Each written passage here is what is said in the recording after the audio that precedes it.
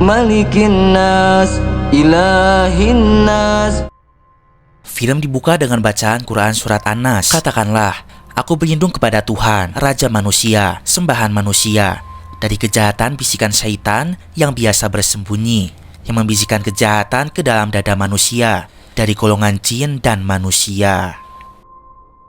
Obat dokter nggak akan bikin aku sembuh, Pak. Di suatu malam, kita diperlihatkan dengan sebuah keluarga kecil, terdiri dari bapak, ibu, dan anak perempuan yang bernama Yuli. Sudah beberapa hari ini ibu sakit. Bapak selalu mengingatkan agar ibu minum obat dari dokter, tapi ibu tidak mau karena obat itu tidak akan membuatnya sembuh. Nanti obatnya diminum ya, Bu. Ibu merasa aneh karena ia merasa sakit dan juga kedinginan hebat di setiap malam hari. Ibu rasa ia sedang dikerjai oleh orang lain. Artinya adalah ia terkena santet. Dingin, Pak. Dingin ke kotaku. Bapak berusaha menggosokkan minyak kayu putih agar ibu tidak terlalu dingin. Namun saat itu, tiba-tiba muncul banyak duri tajam di tubuh ibu. Tidak hanya itu, ibu berubah menjadi tidak sadar diri.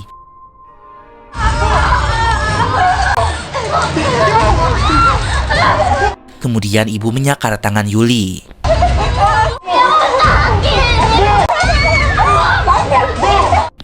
Bapak merasa ada yang tidak beres. Ia segera membawa Yuli ke dalam kamar. Yuli sangat takut. Bapak berpesan apapun yang terjadi, jangan keluar dari kamar. Setelah itu bapak berusaha menangani ibu. Namun, tidak lama terdengar suara teriakan bapak. Yuli sangat ketakutan. Tiba-tiba ibu menghancurkan pintu sampai bolong dan bersamaan dengan lampu yang mati. Suasana seketika berubah menjadi senyap, membuat Yuli merasa keheranan.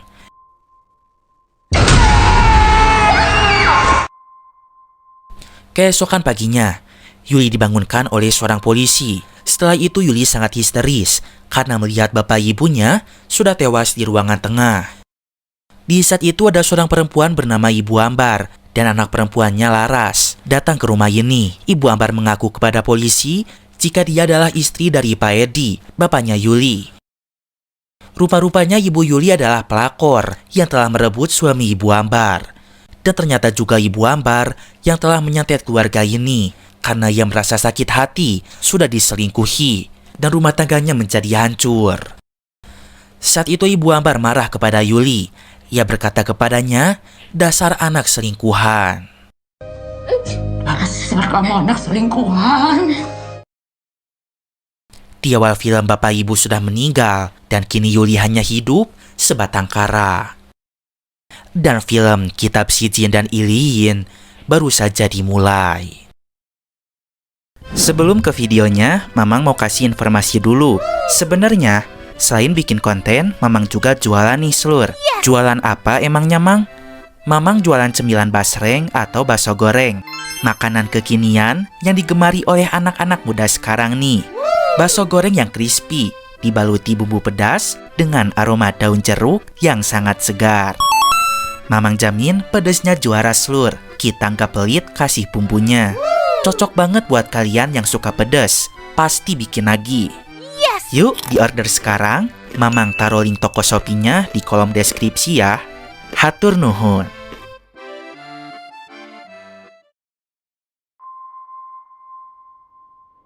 Singkat cerita 20 tahun kemudian, Yuli tumbuh menjadi perempuan dewasa. Ternyata setelah kematian kedua orang tuanya, kini ia tinggal bersama Ambar, ibu tirinya. Yuli sangat malang nasibnya. Sudah yatim piatu, ia pun diperlakukan seperti pembantu di rumah itu. Berbeda dengan anak perempuan Ibu Ambar, yaitu Laras. Ia hidup sejahtera di sana. Laras juga sudah menikah dengan seorang laki-laki bernama Arudi. Dan mereka sudah punya 2 anak. Yang pertama namanya Tika, sementara yang kedua namanya Dean. Setelah menyiapkan makanan untuk semua orang di rumah, Yuli lanjut menyuapi Ibu Ambar, yang ternyata sekarang ia tengah sakit keras dan hanya bisa duduk di kursi rodanya. Saking banyaknya pekerjaan yang harus dilakukan, Yuli jadi tidak bisa fokus jika bubur Ibu Ambar ternyata masih panas. Masih panas, bego. Seketika Ibu Ambar melepehnya, lalu ia berkata kasar kepada Yuli. Semua orang tampak biasa saja dengan pemandangan itu, karena Yuli sudah biasa diperlakukan buruk oleh Ibu Ambar maupun Teh Laras. Walaupun ibunya jahat, tapi untung Tika anaknya memiliki sifat yang baik. Ia rajin datang ke pengajian Slur. Bahkan Tika sampai diomeli oleh ibunya agar sesekali bolos ngaji aja, diam di rumah, jagain neneknya yang lagi sakit. Tapi Tika tetap pengen pergi ngaji, karena kemarin ia sudah janji kepada Abuya. Selain mengaji, Tika juga sering menjadi guru pengajar untuk anak-anak kecil, dan ia sangat menyukai hal itu. Setelah pengajian selesai, kegiatan ditutup dengan ceramah dari Abuya. Saat itu Abuya menjelaskan tentang surat Al-Mutaffifin. Kalla inna kitaba. Ia berkata Allah Subhanahu wa Ta'ala berfirman, Kalla inna kitabal fujjari lafi sijjin, bahwa setiap perbuatan durhaka akan dicatat di dalam kitab sijjin. Itu adalah kitab yang mencatat perbuatan durhaka setiap manusia seluruh. Tapi kalau untuk amal soleh dan perbuatan baik akan tercatat di dalam kitab yang bernama Iliyin. Setelah sholat maghrib, pengajian pun selesai. Tika pulang ke rumah bersama teman-temannya. Di tengah jalan mereka lewat sebuah rumah kosong. Menurut mereka rumah itu sangat gelap dan juga menyeramkan. Tika dan teman-temannya pun berlarian karena takut ada hantu di rumah itu. Sementara di rumah, Dean sedang main papan Ouija. Ia senang memanggil para roh agar datang ke rumahnya. Dan dia minta petunjuk. Jika roh itu ada di sekitarnya, maka berilah petunjuk. Tapi bukan arwah yang datang, melainkan malah Biyuli yang akan membersihkan Ibu Ambar. Lalu Tika datang, ia menegur Dean agar tidak main seperti itu. Dean mengatakan jika permainan ini bisa membuat mereka berkomunikasi dengan orang yang sudah mati. Mana ada sih orang udah mati bisa diajak ngobrol? Dean bertanya, apakah Biyuli pengen ngobrol sama orang yang sudah mati? Yuli menjawab dulu pengen, setiap kali ia kangen sama bapak dan juga ibu. Tiba-tiba Ibu Ambar sesak napas dan juga memberontak. Melihat hal itu, Tika panik. Ia segera ke kamar ibunya untuk memberitahukan hal itu. Kemudian Ibu Ambar memegang tangan Yuli. Ia berkata, bapak ibunya Yuli layak untuk mati. Setelah itu, Bu Ambar berbaring lagi. Napasnya semakin sesak dan seketika ia muntah darah. Rupanya Ibu Ambar sedang sakaratul maut. Dan tidak lama kemudian, ia pun meninggal dalam keadaan mata melotot. Keesokan harinya bendera kuning dikibarkan atas nama Ibu Ambar. Banyak warga datang ke rumah ikut berbelasungkawa. Assalamualaikum. Ibu Ambar akan dimandikan. Semua yang bukan muhrim disuruh untuk keluar. Namun saat itu Yuli masih ada di dalam. Ia ingin ikut memandikan, tetapi ia diusir dan disuruh untuk menyiapkan kain kafan untuk ibu. Kamu ngapain di sini? Setelah selesai dimandikan dan dikafankan, Pak Ustadz memberitahu keluarga sebelum dikuburkan siapa yang ingin mencium Ibu Ambar untuk terakhir kalinya. Tetapi diperingatkan agar jenazah Ibu Ambar tidak terkena air mata. Sama siapa yang ingin mencium jenazah, tapi jangan sampai kena air mata ya. Laras segera mencium ibunya. Ia adalah orang yang paling sedih atas kematian Ibu Ambar. Selama ini ibu selalu ada untuknya. Dean dan Tika kemudian mencium neneknya. Saat itu Yuli akan turut mencium juga. Namun seketika ia teringat dengan perbuatan Ibu Ambar di zaman dulu yang sangat jahat kepadanya. Ia selalu disiksa sejak kecil dan selalu disebut anak selingkuhan.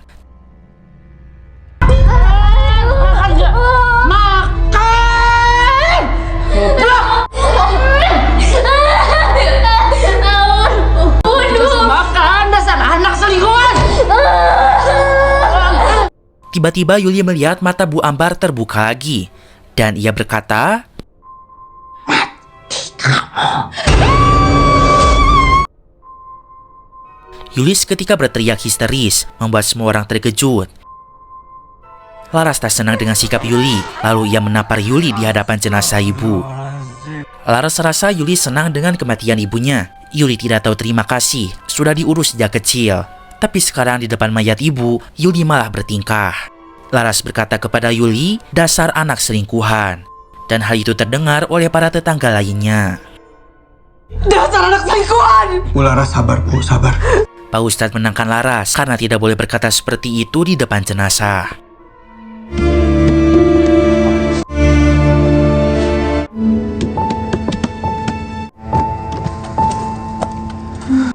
Setelah Ibu Ambar dikuburkan, Laras membuka album foto keluarganya. Ia melihat foto masa kecilnya bersama bapak dan juga ibu. Laras jadi ingat saat kecil dulu, ia pernah menangis kepada ibu. Lalu ia bertanya, kenapa bapak nggak pernah pulang ke rumah? Bahkan Laras nggak mau masuk ke rumah dan ingin menunggu kepulangan bapak. Dan saat itu bapak tengah selingkuh dengan ibunya Yuli. Masuk yuk. Nggak mau, Laras mau tunggu bapak. Laras jadi benci kepada bapaknya. Ia pun merobek foto bapak Selur, hanya ibu satu-satunya orang tua yang ia sayangi. Keesokan harinya, setelah keributan yang terjadi di depan mayat Ibu Ambar kemarin, banyak orang mengetahui jika ternyata Yuli itu anak selingkuhan. Hal tersebut dijadikan bahan gibah oleh para tetangga. Mereka juga melihat jika wajah Yuli itu nggak ada mirip-miripnya sama Laras. Jadi rumor Yuli anak selingkuhan tidak terbantahkan lagi. Mukanya aja beda sama Bu Laras. Iya ya Bu, beda banget muka. Sehari-harinya selain mengurus pekerjaan rumah, Yuli juga sering bantu-bantu di toko kelontong milik Teh Laras. Tidak hanya Yuli, tapi Arudi suami Laras ikut bantu juga. Namun Arudi baru 2 bulan bantu-bantu di toko. Ia pun sering dimarahi oleh Laras karena salah menempatkan barang. Bukan di situ ini tempatnya. Kamu udah 2 bulan nggak pinter-pinter. Ketika Yuli sedang mencatat stok barang, saat itu ia melihat salah satu pegawai Teh Laras yang bernama Mulyono atau kerap disebut Yono akan menilap uang dari pelanggan yang membeli beras. Yuli menegurnya, lalu akan memberikan uang itu kepada Teh Laras. Namun Teh Laras salah paham. Ia malah menyangka jika Yuli akan mencuri uang itu. Yuli berusaha menjelaskan jika uang itu ia ambil dari Yono. Teh Laras memotong pembicaraan. Ia malah mengira Yuli bersekongkol dengan Yono untuk mencuri uangnya. Ia bertanya, Yuli ada hubungan apa sama Yono? Yuli pernah ngapain aja sama Yono? Emang ya, kamu mirip sama ibumu, perempuan murahan, ucap Teh Laras. Kamu habis ngapain sama Yono? Habis ngapain kamu sama Yono? Ngapa-ngapain ini? Dasar perempuan murahan ya, kamu sama aja kayak ibu kamu. Yuli ditampar saat itu di hadapan para pelanggan. Yuli sangat geram, ia sangat ingin melawan. Namun ia berusaha menahan dirinya Selur. Mereka kemudian dilerai oleh Arudi. Jangan berantem di sini atuh, malu sama pembeli, ucap Arudi. Namun Teh Laras tidak peduli, biarkan semua orang tahu kalau Yuli itu anak selingkuhan. Siang harinya, Yuli masih terlihat murung akibat kejadian pagi tadi. Yono kemudian datang membawakan nasi bungkus. Terlihat raut sedih pada wajah Yuli. Ia bertanya-tanya pada dirinya, salah apa ia selama ini? Kenapa semua keluarga dirinya tidak menyukai dirinya? Seolah-olah semua hal yang ia lakukan selalu salah. Yuli sangat sakit hati. Rasanya ia sudah tidak punya harga diri lagi dan menjadi orang yang paling hina karena ibunya adalah selingkuhan suami orang. Saat itu dengan tatapan yang menyedihkan, Yuli minta tolong kepada Yono agar ia membantunya. Yono mengerti bagaimana perasaan Yuli, maka ia pun bersedia menolongnya. Saat itu Yuli minta agar Yono mengantarnya ke sebuah tempat. Sesampainya di sana, Yuli minta agar Yono menunggu saja di luar dan ia memberikan uang jajan untuk Yono. Ternyata Yuli datang ke rumah seekor dukun. Nama dukunnya adalah Ki Pana. Permisi, Abah. Terlihat mereka ini seperti sudah saling mengenal sebelumnya. Ternyata Yuli pernah datang ke rumah dukun ini sebelumnya. Tujuannya adalah untuk menyantet Ibu Ambar. Yang kemarin udah mati. Maka dari itulah saat malam kemarin, Ibu Ambar mati secara tidak wajar. Rupa-rupanya kena santet dari Yuli. Sekarang dukun bertanya lagi, apa tujuan Yuli datang ke sini? Yuli memberikan foto keluarga Teh Laras. Ia sakit hati kepada mereka semua. Saya ingin keluarga ini hancur. Dukun bertanya, Yuli ingin mereka jadi bagaimana? Sakit, cacat, atau mati? Yuli menjawab, ia ingin semuanya mati. Mbah mengajak Yuli ke ruangan ritual. Ia segera membacakan mantra kepada foto keluarga Teh Laras. Panung aing di jagat raya. Ia minta petunjuk kepada makhluk halus. Santet apa yang harus ia berikan kepada keluarga tersebut agar mereka semuanya mati. Seketika paku besi bergerak dengan sendirinya. Dan foto keluarga itu pun terbakar. Setelah itu, Kipana mendapatkan penglihatan. Ia berkata ada satu santet yang dapat mewujudkan keinginan Yuli. Ada satu santet yang bisa mewujudkan keinginanmu. Santet itu sangat berbahaya dan juga mematikan. Santet itu butuh mayat yang segar dan belum 40 hari. Yuli bertanya, apakah boleh mayatnya masih dari keluarga sendiri atau masih satu keluarga? Itu lebih bagus, jawab sang dukun, karena akan memperkuat santetnya. Mbah kemudian menarik tangan Yuli, lalu membakarnya dengan puntung rokok. Hal itu membuat Yuli menjerit kesakitan. Kipana minta Yuli agar menggosok tangannya, kemudian mengusap wajahnya. Malam harinya, Yuli datang ke kuburan Bu Ambar. Dengan dibantu oleh Yono, mereka membongkar kuburan itu.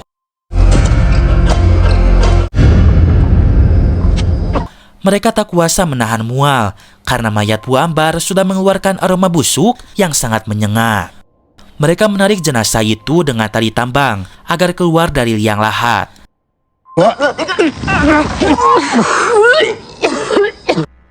Setelah itu, mayat dimasukkan ke dalam mobil pick-up milik toko sembako Teh Laras Sulur.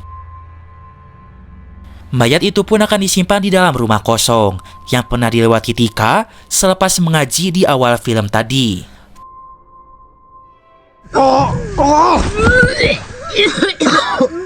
Ternyata di rumah kosong itu sudah ada Kipana yang sampai duluan. Setelah mayat Ambar tersimpan di atas meja, dukun itu menyuruh Yono agar menunggu di luar saja karena Yuli akan melakukan serangkaian ritual. Kemudian Kipana memberikan golok kepada Yuli. Ia disuruh untuk membun-bun seorang kambing dan juga sebiji ayam.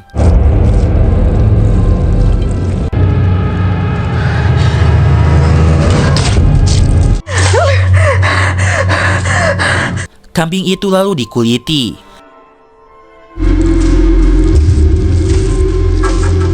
Kemudian Yuli menggeprek tulang si kambing. Lalu pada sebuah wadah diletakkan kepala kambing utuh, lalu diguyur oleh darah kambingnya sendiri. Kemudian Yuli memecahkan telur busuk dan dicampurkan dengan darah kambing tadi. Kemudian sebuah tali dimasukkan ke dalam cairan itu. Setelahnya Yuli mengambil kertas, berisikan nama lengkap Ibu Ambar beserta pinnya dan juga tanggal lahirnya Sulur. Kertas itu dibaluti oleh kulit kambing. Lalu kulit itu diikat oleh tali yang telah dilumuri darah tadi. Mbah Dukun menyuruh Yuli untuk melumuri wajahnya dengan darah kambing juga. Lalu Dukun memberikan kulit kambing berisikan buhul Bu Ambar. Yuli disuruh baca mantra dengan dibantu oleh Kipana. Ia membaca mantra berbahasa Sunda Sulur. Daging tepang daging. Daging tepang daging. Papak halang papak sungsang. Ketika membaca mantra, seketika Yuli melihat dirinya ada di dalam kuburan dalam keadaan terbalut kafan. Namun dia terus membaca mantranya. Nya aing dikawasakeun ka leluhur aing. Kaulah hancurkan sakabeh jelema ieu. Lalu kemudian ia sadar kembali. Setelah mantra selesai dibacakan, seketika mulut mayat Bu Ambar terbuka dengan sendirinya. Lalu Yuli memasukkan buhul itu ke mulut Ibu Ambar. Dan seketika mulutnya tertutup kembali. Dukun berkata, kematian keluarga Laras ada di tangan Yuli. Yuli harus membunuh mereka semua sebelum mayat Bu Ambar membusuk. Yuli harus melakukan ritual ini sampai selesai. Jika tidak, maka semua santet itu akan berbalik kepada Yuli. Dan jin sangat menyukai orang yang berdosa dan juga sesat. Yuli harus memastikan keluarga Teh Laras berdosa dan pantas mati. Kamu harus melakukan ritual ini sampai selesai. Kamu pastikan mereka itu berdosa dan pantas mati. Santet itu digambarkan sebagai bola api dan mulai meneror keluarga Teh Laras. Di malam itu, Tika sedang sholat tahajud. Ia mengalami banyak gangguan.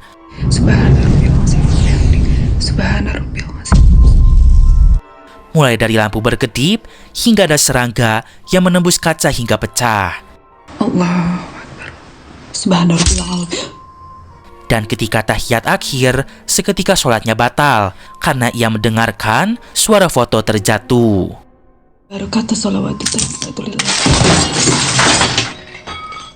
Tika mengeceknya. Dan nahas kakinya menginjak beling kaca. Tika berusaha mencabutnya, dan itu sangat menyakitkan. Setelah itu, Tika mendengar suara orang sedang menangis di dalam kamar neneknya. Ia pun masuk ke dalam kamar itu, tapi ketika dicek, tak ada siapapun di sana.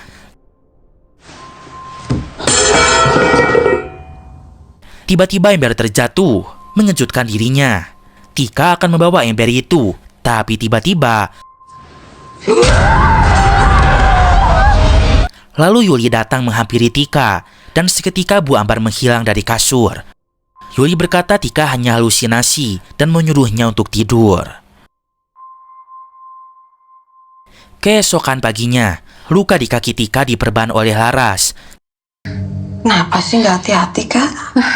Tika merasakan ada yang tidak beres. Masa gak ada apa-apa foto bisa jatuh sendiri? Kan aneh.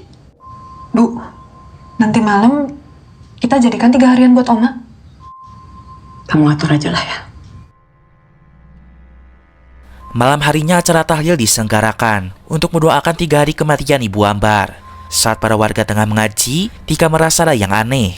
Seketika suasana menjadi senyap dan ia terfokus kepada foto keluarga yang ada di hadapannya. Lalu saat itu Tika tanpa sengaja ketiduran. Namun ketika ia buka mata, tiba-tiba di hadapannya ada keluarganya dalam keadaan berlumuran darah dan berteriak kesakitan. Seketika Tika terbangun dan ternyata tadi itu hanyalah mimpi. Ketika acara tahlil berlangsung, Yuli malah ada di rumah kosong. Ia akan mengirim santet lagi kepada keluarga Teh Laras. Saat itu Yuli menargetkan Dean sebagai korban selanjutnya. Dean juga sama Slur. Bukannya ikut tahlil, dia malah main papan Oija di kamar. Ia memanggil arwah neneknya. Mereka banyak mengobrol dan Nenek Ambar banyak menunjukkan kata seperti sakit, gelap, dingin, dan sebagainya. Terakhir ia berkata, ikut Oma, yaitu adalah ajakan untuk mati. Dean sangat terkejut dan merinding seketika. Lalu ada seorang lalat yang terbang dengan cepat dan tiba-tiba masuk ke telinganya. Dean langsung merasakan sakit pada kepalanya. Mungkin lalat itu terus terbang dan bergerak di kepalanya. Saat itu kebetulan acara tahlil sudah selesai. Tika mendengar suara keributan di kamar Dean. Tika berusaha masuk, namun pintu kamar terkunci. Dean membenturkan kepalanya sendiri ke pintu lemari, sampai kepalanya berdarah-darah. Setelah itu tubuh Dean kaku, dan seperti digerakkan oleh sesuatu goib. Dean mengangkat papan Oijanya Slur, dan seketika dibenturkan ke kepalanya, sampai papan menjadi bolong. Tepat di saat itu, Tika mendobrak pintu kamar, dan ia melihat adiknya sudah dalam keadaan mengenaskan. Dean masih dikendalikan oleh sosok goib. Terlihat masih ada sisa papan Oija yang tajam dan runcing di sekitar sisinya. Dean seketika menunuknya ke lehernya sendiri. Dan hal itu pun disaksikan langsung oleh Tika kakaknya. Dan nahas Dean pun tewas pada malam itu Slur. Keesokan harinya, jenazah Dean segera dikuburkan. Laras dan Rudy sangat tidak menyangka anaknya pergi begitu cepat. Yang paling terpukul adalah Laras. Ia kehilangan 2 orang tersayangnya dalam waktu berdekatan. Yuli datang juga ke makam. Ia menyaksikan sendiri satu persatu keluarga Laras mati.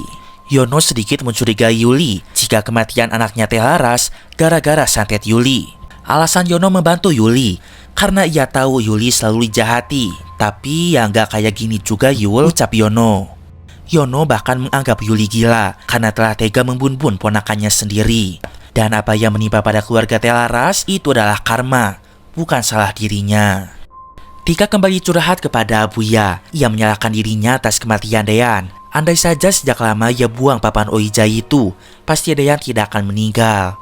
Tika merasa seperti ada sesuatu yang jahat kepada keluarganya. Maksudnya seperti santet atau ilmu hitam.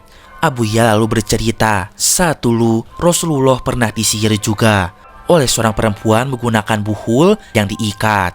Lalu buhul itu disimpan di bawah batu di dasar sumur Zarwan yang sangat dalam sulur.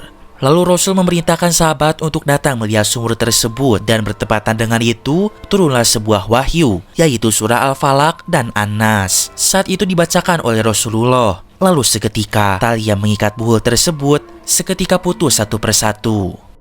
Abu Ya memberi saran agar nanti malam ketika sholat tahajud, ambil wudu, sholat, dan berdoa kepada Allah. Mintalah perlindungan agar keluarganya terhindar dari sihir. Keesokan harinya, Laras akan tetap pergi berjualan di toko. Ia pun sempat bertengkar dengan suaminya.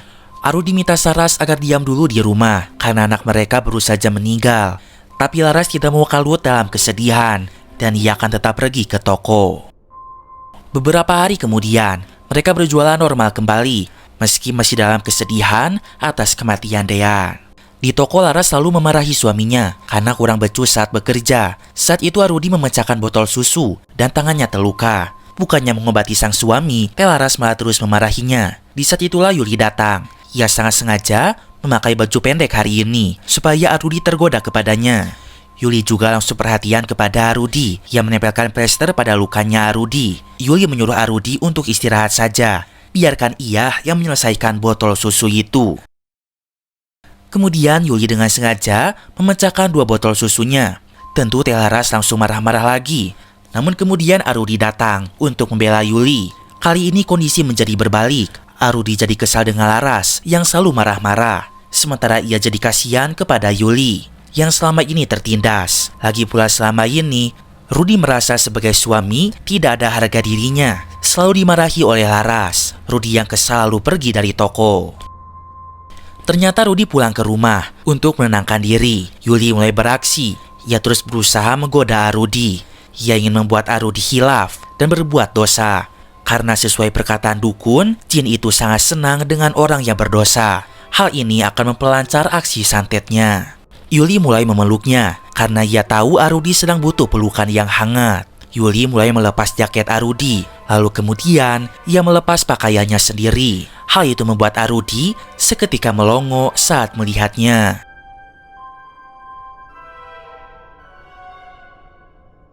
Pada akhirnya, misi Yuli berhasil. Arudi benar-benar hilaf dan mereka pun wik-wik di sana. Sementara di toko, perasaan Laras tidak enak. Ia terus menelepon suaminya, namun tak kunjung diangkat sebab Arudi tengah asik berselingkuh dengan Yuli. Lalu Laras memutuskan untuk pulang ke rumah. Ia menelepon Yono agar mengantarnya. Sementara itu, Yuli bertanya kepada Arudi, apakah ia lebih memilih dirinya atau Laras. Yuli minta agar Rudi meninggalkan Laras dan menikah dengannya. Tapi Rudi tidak bisa. Ia punya keluarga.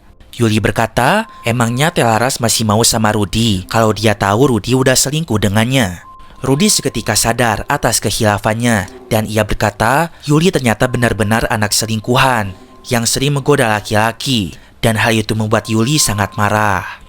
Lalu terlihat ada yang membuka pintu kamar Yuli, tapi ternyata itu adalah Tika. Ia memergoki bapaknya berduaan dengan Bi Yuli di dalam kamar. Bapak minta agar Tika tidak memberitahukan hal ini kepada ibu. Sementara Laras tidak jadi pulang karena Yono tak menjemputnya. Malam harinya Yuli keluar dari rumah secara diam-diam. Sementara itu Tika baru selesai sholat tahajud. Kemudian ia bertasbih.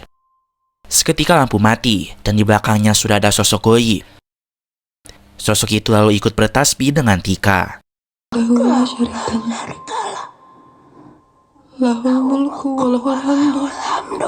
Ketika Tika menengok, seketika sosok itu menghilang.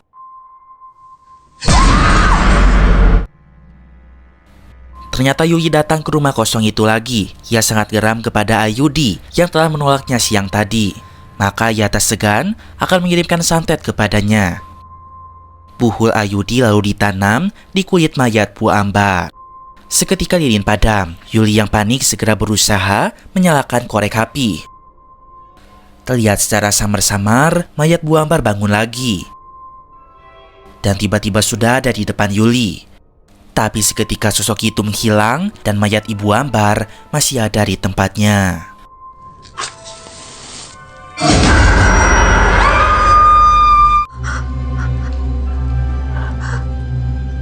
Malam semakin larut, santet mulai menyerang Rudy. Ia merasakan ada sesuatu di dalam tenggorokannya. Rudy berlari ke toilet, ia pun muntah darah, dan ia menemukan tulang tajam di dalam muntahannya. Seketika ada serangga masuk ke dalam matanya. Serangga itu terus merayap-rayap hingga keluar pada celah matanya. Dan tanpa disangka-sangka, mata Rudy ikut keluar dengan serangga itu.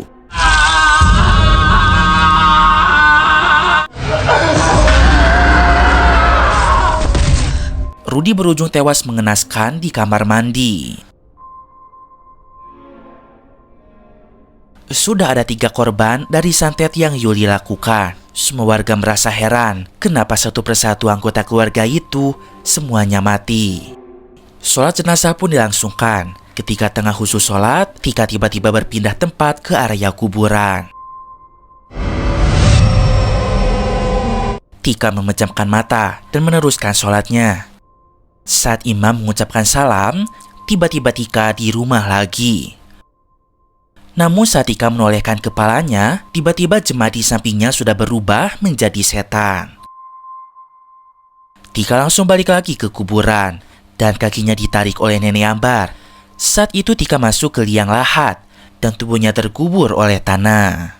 Namun itu hanya halusinasi. Tika berteriak histeris membuat para jemaah terkejut. Abuya segera minta segelas air, lalu ia mendoakan air itu. Alhamdulillah, saat Tika meminumnya, perasaannya jauh lebih tenang. Kini tinggal Telaras dan Tika yang menjadi target utama santetnya. Yuli akan memastikan keluarga itu benar-benar habis terbantai. Suatu hari, Telaras masuk ke kamar Yuli. Di sana tanpa sengaja, ia menemukan jaket Arudi. Di saat itulah Laras mengetahui Ayudi telah berselingkuh dengan Yuli. Laras sangat marah kepada Yuli. Ia yakin pasti Yuli yang sudah menggoda suaminya. Lagi-lagi ia berkata jika Yuli anak selingkuhan. Saat itu Yuli sudah berani melawan dan tidak takut lagi dengan Telaras. Anak selingkuhan? Perempuan murahan sama aja kayak ibu. Yuli mengatakan jika sebenarnya Laras adalah anak selingkuhan, bukan dirinya. Dulu Bu Ambar merebut bapaknya dari ibunya, dan Bu Ambar yang telah menyantet keluarganya terlebih dahulu. Selain itu, Ibu Ambar mengambil rumah orang tuanya. Jadi selama ini Bu Ambar memutarbalikan fakta. Akhirnya Laras mengusir Yuli dari dalam rumah Slur. Yuli berusaha ingin masuk lagi, tapi Laras tak akan pernah menerima Yuli lagi, terutama ketika ia mengetahui jika Yuli yang telah membuat semua keluarganya mati. Yuli berkata jika sekarang mereka berdua sama-sama hancur. Sama-sama hancur! Yuli sekarang menjadi gelandangan. Dia tidak punya tempat tinggal. Lalu ia pun datang ke toko. Ia curiga jika Yono yang telah mengadu kepada Telaras jika dia yang telah menyantet keluarganya. Yono berkata tidak. Ia tidak memberitahukan apapun karena ia tidak jahat seperti Yuli. Yuli ini hatinya mudah tersinggung. Gara-gara perkataan Yono, ia pun menjadi marah. Dan Yuli ini sangat mengerikan. Sekalinya marah, maka ia akan menyantet orang itu. Yono pun berujung disantet Slur. Malam itu Yono masih di toko, namun ia diteror oleh hantu Bu Ambar.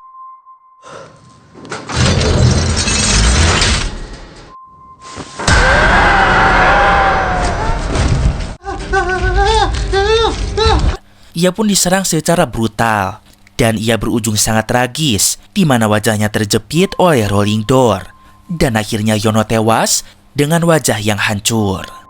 Keesokan harinya, warga desa kembali digemparkan akibat kematian Yono. Telaras sangat terkejut, ia kebingungan kenapa orang-orang terdekatnya semuanya mati. Malam harinya, tak ingin membuang waktu lagi. Sekarang Yuli akan menyantet Laras, orang yang selama ini paling ia benci. Di rumah Tika sedang melihat foto keluarganya. Ia merasa rindu. Tiba-tiba dari atap jatuh sesuatu dan bertepatan dengan lampu yang mati. Tika menyalakan senter dan dia melihat barang yang jatuh dari atap. Dan itu adalah tulang belulang Slur. Tika segera pergi ke kamar ibunya. Namun ibunya sudah tidak ada di sana. ternyata Laras ada di kolong kasur dalam keadaan sudah kesurupan. Saat itu Tika membaca ayat kursi, tapi ternyata jin di dalam tubuh Laras bisa mengikuti bacaan ayat kursi itu.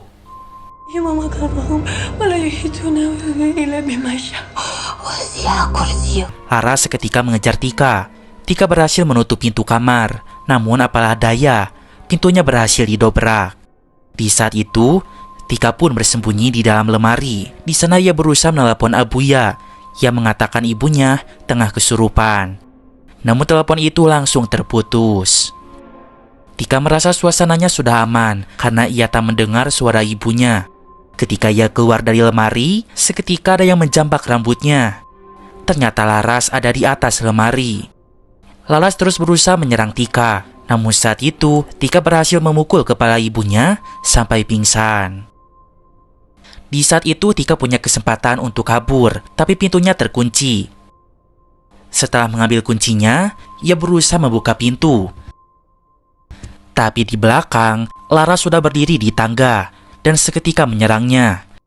Tika tak bisa mengelak lagi, ia dicekik sampai badannya terangkat.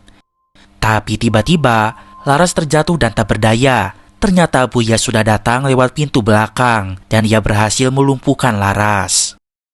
Laras segera dibawa ke kediaman Abuya untuk diruqyah. Di tengah jalan, Tika salah fokus lagi dengan rumah kosong itu. Ia rasa ada sesuatu di sana karena melihat sebuah cahaya lilin. Tika kemudian memasuki rumah itu dan ia sangat terkejut saat melihat jenazah neneknya ada di sana. Tika akhirnya mengetahui jika ternyata Yuli orang yang telah mengirim santet kepada keluarganya. Yuli berkata selama ini ia lelah hidup ditindas dan diperlakukan secara tidak pantas. Selama ia disiksa di rumah, Tika hanya diam saja. Yuli berkata jika mereka semua satu keluarga pantas mati. Tika langsung ingat ibunya dan ia segera pergi ke rumah Abuya. Sementara Yuli tertawa terbahak-bahak melihat keluarga Laras menderita. Ruqyah pun segera dilakukan. Abuya membaca doa-doa. Tetapi pengaruh santet di tubuh Laras sangatlah kuat. Ia sampai melayang ke tembok rumah. Terjadilah adu mekanik di sini. Ustadz tak gentar dan imannya tak goyah sedikit pun. Bacaan doa yang keluar dari mulutnya terdengar semakin lantang. Tubuh Laras yang melayang seketika terjatuh ke bawah sampai membuat lantai menjadi pecah.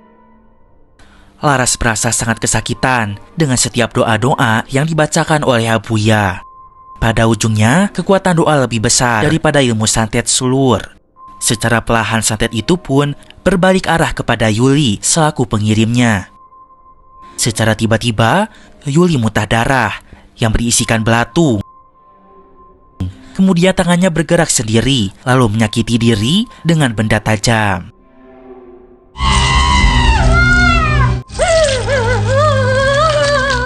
Setelah itu ia mengambil seonggok batu dan membenturkannya ke kepala sendiri. Yuli melihat banyak sosok yang memakai jubah menyeramkan yang akan menyerangnya. Mereka adalah keluarga Laras yang sudah meninggal dan mereka semua menyerang Yuli. Sehingga Yuli berakhir tewas mengenaskan di rumah kosong tersebut. Sementara di sisi lain, Laras mulai sadar dari kesurupan. Namun sayang tubuhnya sudah sangat lemah dan terdapat banyak luka. Sehingga Laras tak dapat bertahan, kemudian meninggal dunia. Keesokan harinya, jenazah Laras dan Yuli dikuburkan. Bahkan di tempat yang sama dengan makam keluarga Bu Ambar. Pada akhirnya, hanya Tika satu-satunya orang di keluarga tersebut yang berhasil selamat dan bertahan hidup. Ia pun menangis bersedih melihat semua keluarganya telah pergi meninggalkannya. Dan film pun berakhir.